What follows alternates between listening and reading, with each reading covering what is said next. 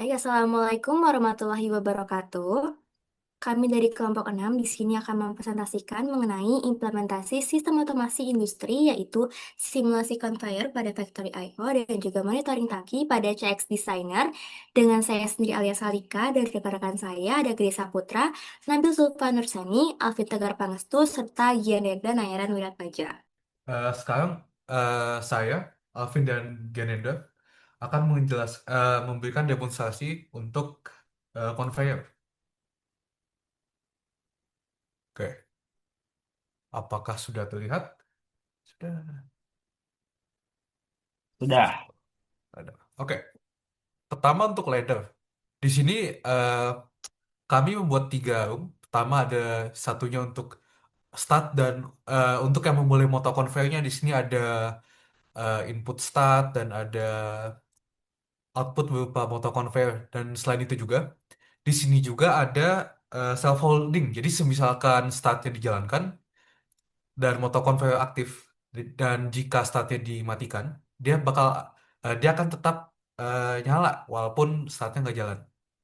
Nah, selain itu kami juga di room 2 ada room untuk sensor.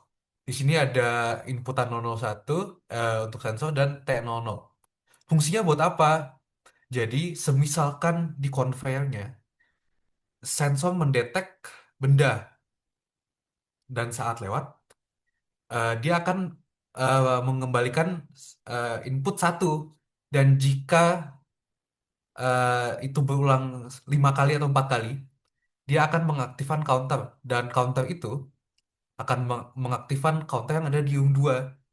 Jika ini aktif, dia akan eh, mengembalikan angka satu dan karena satu di room 0 ini menjadi open, dia akan mematikan conveyor.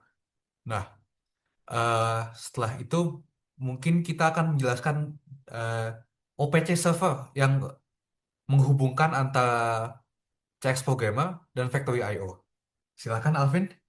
Baik, di sini saya akan menjelaskan langkah-langkah untuk menghubungkan CX Programmer ke OPC Server. Ayo.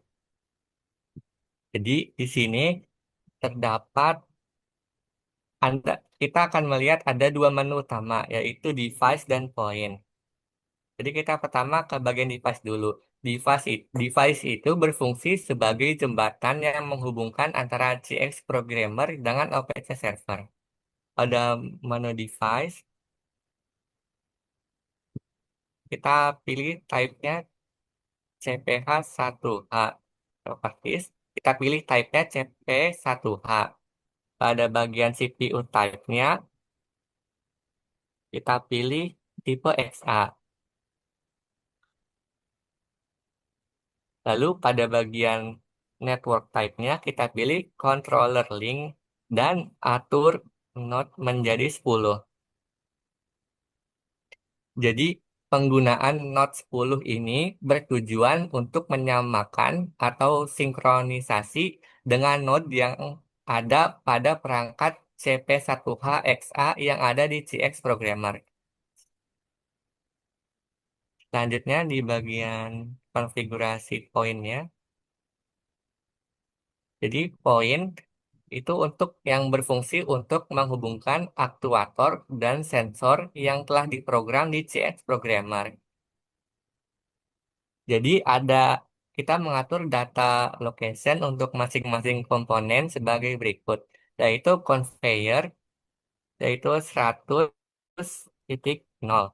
Selanjutnya ada sensor IR, yaitu 0.1,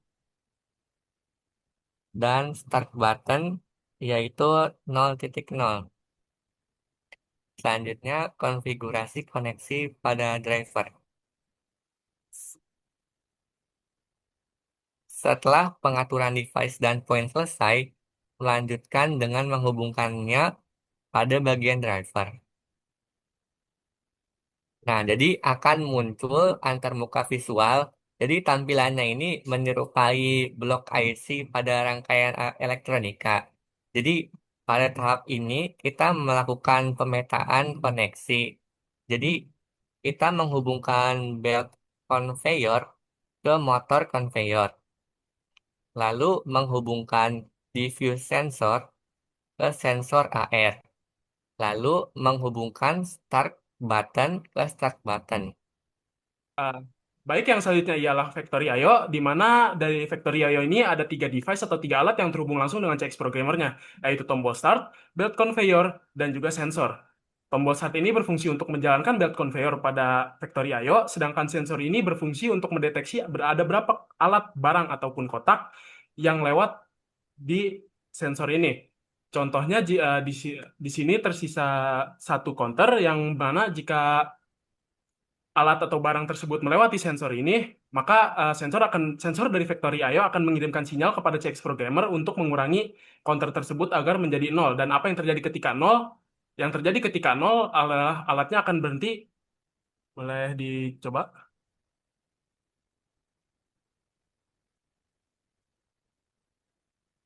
Ya, dapat dilihat di sini.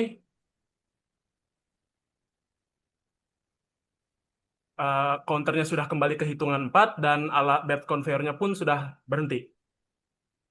Cukup sekian penjelasan dari kelompok kami. Mohon maaf apabila ada kesalahan dan kekurangan kata. Wassalamualaikum warahmatullahi wabarakatuh.